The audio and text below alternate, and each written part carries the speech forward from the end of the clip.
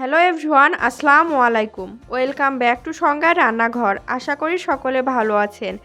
আজকে আবার চলে আসলাম পাকা আম দিয়ে খুবই মজাদার স্বাদের একটা রেসিপি নিয়ে। আজকে আমি আপনাদেরকে তৈরি করে দেখাবো পাকা আম দিয়ে সেমাইয়ের রেসিপি। তাহলে দেখে নেওয়া যাক এই পাকা আম দিয়ে সেমাইয়ের রেসিপিটা আমি কিভাবে তৈরি করছি। পাকা আমের সেমাই তৈরি করার জন্য আমার লাগবে সেমাই, আর এখানে আমি চিকন লম্বা সেমাইটা ব্যবহার করেছি। একটা প্যাকেটে 200 গ্রাম সেমাই থাকে, আর আমি সেই 200 গ্রাম সেমাইয়ের মধ্যে 4 ভাগের 1 ভাগ সেমাই এখানে নিয়ে নিয়েছি। তার মানে এখানে 50 গ্রামের মতো সেমাই আছে। এবার সেমাইটাকে আমি হাত দিয়ে খুব ভালোভাবে একটু ভেঙে ছোট ছোট টুকরা করে নিব, এতে সেমাইটা ভাজতে সুবিধা হবে। এবার দেখুন সেমাইটা আমার খুব ভালোভাবে ছোট টুকরা করে ভেঙে নেওয়া হয়ে গেছে। এবার এই সেমাইটা আমি একটা মেজারমেন্ট কাপে মেপে নিব, আর এই সেমাইটা মেজারমেন্ট কাপে মেপে হাফ কাপ হয়েছে। এবার আমি সেমাইটা ভেজে নিব, আর সেমাইটা ভাজার জন্য চুলায় একটা কড়াই বসিয়ে দিয়েছি, আর চুলার জালটা আমি লো মিডিয়ামে রেখেছি। কড়াইটা গরম হয়ে গেলে কড়াইয়ের মধ্যে ঘি দিয়ে দিলাম, আর ঘিটা মেল্ট হয়ে গেলে এর মধ্যে সেমাইটা দিয়ে সেমাইটাকে 2 মিনিট এইভাবে একটু নেড়ে চেড়ে ভেজে নিব।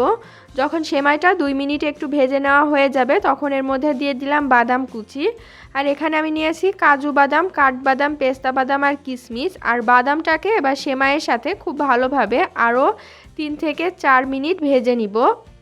আর চুলার আঁচটা কমিয়ে এই সেমাইটাকে ভেজে নিতে হবে, যেন সেমাইটা সহজেই কালার না ধরে ফেলে, আর সেমাইটা একটু ভালোভাবে ভাজা হয়।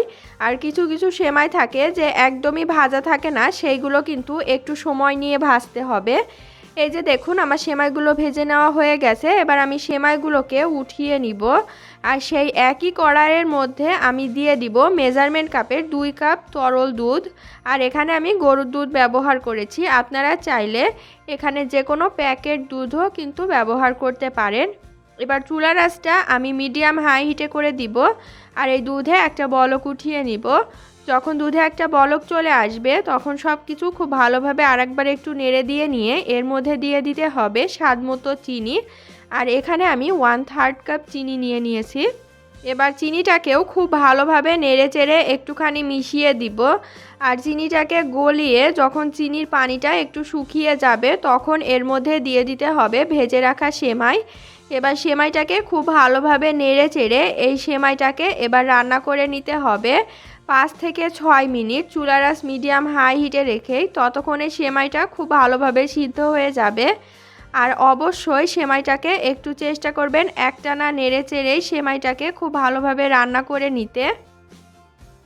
এই যে দেখুন সেমাইটা আমার রান্না করে নেওয়া হয়ে গেছে। এবার আমি চুলার জালটা বন্ধ করে দিব, আর এই সেমাইটাকে আমি 5 থেকে 10 মিনিট এইভাবে একটু রেখে দিব সেমাইটা হালকা ঠান্ডা হয়ে যাওয়া পর্যন্ত।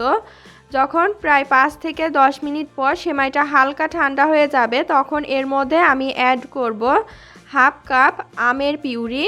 আর এখানে পাকা আমের পিউরিটা আমি ব্লেন্ডারে পাকা আম ব্লেন্ড করে তৈরি করেছি। আর এই পাকা আমের পিউরি তৈরির সময় এর মধ্যে কোনো দুধ বা পানি ব্যবহার করা যাবে না। এবার পাকা আমের পিউরিটা দিয়ে খুব ভালোভাবে একসাথে নেড়েচেড়ে মিশিয়ে দিব। এই তো সব কিছু খুব ভালোভাবে একসাথে নেড়েচেড়ে মিশিয়ে নেওয়া হয়ে গেছে।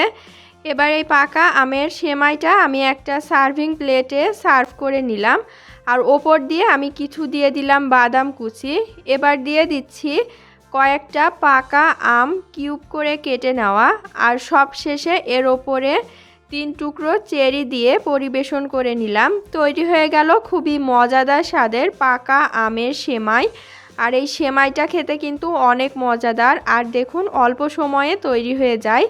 তাহলে যদি এই ভিডিওটি ভালো লাগে একবার হলেও এটা বাসায় ট্রাই করবেন। আজ এ পর্যন্তই। আমার চ্যানেলটাকে সাবস্ক্রাইব করবেন আর ভিডিওতে একটা লাইক দিয়ে দিবেন। আল্লাহ হাফেজ।